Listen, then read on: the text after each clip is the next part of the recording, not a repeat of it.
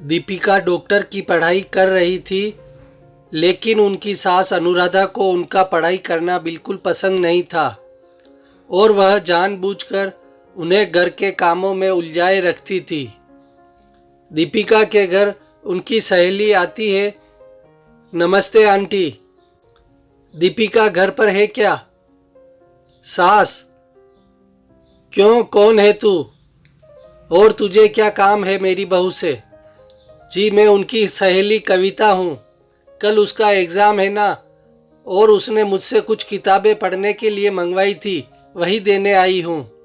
अच्छा, तू है कविता जो सारा दिन फ़ोन पर मेरी बहू के कान भरती रहती है? देख लड़की, अगर आज के बाद तूने मेरी बहू को उल्टी सीधी बातें पढ़ाई तो मुझसे बुरा कोई नहीं होगा। अरे खबरदार, अगर आज के बाद तूने मेरी बहू को फ़ोन किया और दोबारा इस घर में दिखाई दी है, अरे माँ जी, पता नहीं आप किस ज़माने की औरत हैं। मैं तो सिर्फ आपकी बहू की मदद करना चाहती थी, लेकिन क्या करे बेचारी, किस्मत ही फूटी है, उसे आप जैसी सास मिली है। ठीक है, जाती हूँ मैं।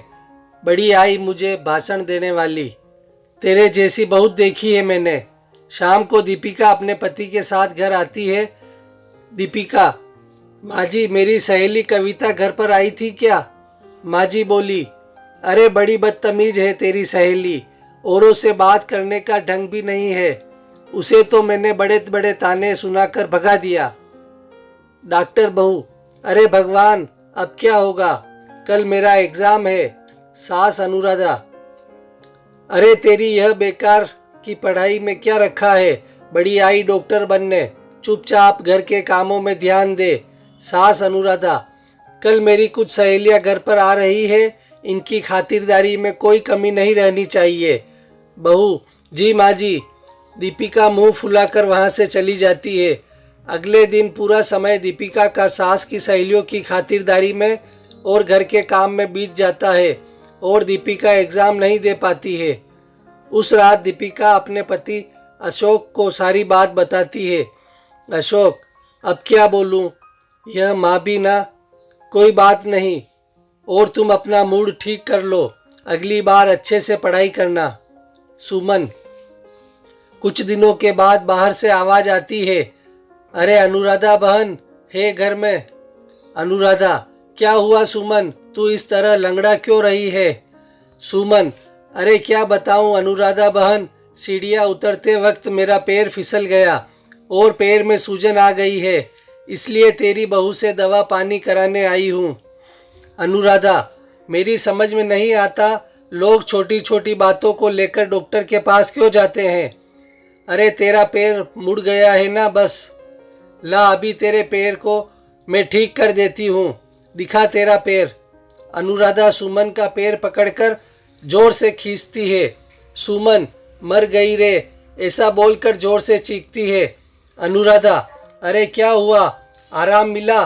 सुमन: एक तो मेरा पैर पहले से मचका हुआ है, कहीं ऐसा ना हो कि ज़्यादा मचकोड़ हो जाए। रहने दे तू, अब मैं चलती हूँ। और वो चली जाती है। थोड़ी देर के बाद दीपिका घर आती है। माँ जी, अरे कहाँ मर गई थी सुबह से? दीपिका: माँ जी अपनी किताबें लेने गई थी।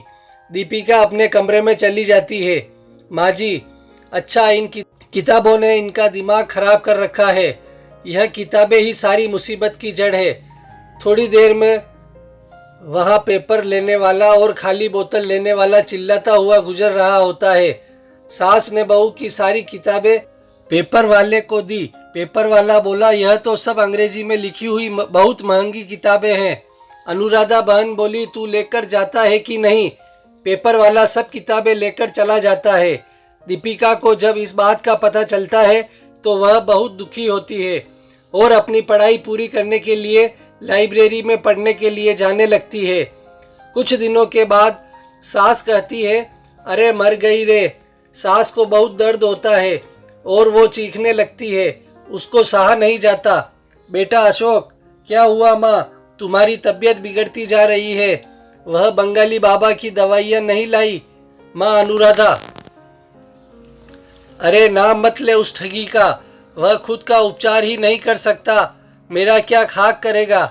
बेटा अशोक, ठीक है ना, मैं दीपिका को फ़ोन करके बुलाता हूँ।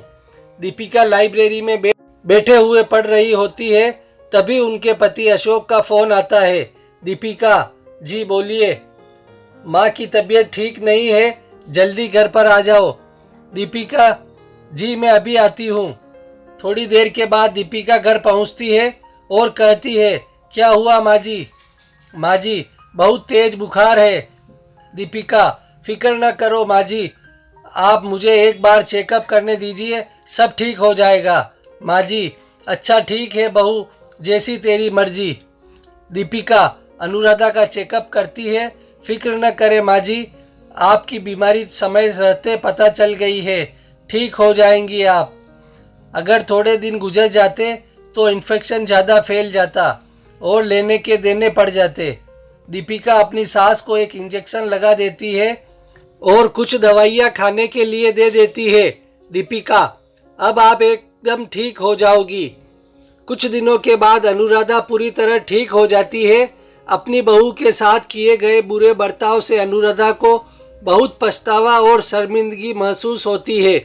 वह अपनी गलती का पश्चाताप करने के लिए अपनी बहू को उसकी किताबें लाकर देती है। सास अनुराधा, मुझे माफ़ कर दे बहू, अगर तू सही वक्त पर मेरा इलाज नहीं करती तो पता नहीं मेरा क्या होता। माँ जी, आप कैसी बातें कर रही है? मैंने जो किया वह तो बहू होने के नाते मेरा फर्ज था।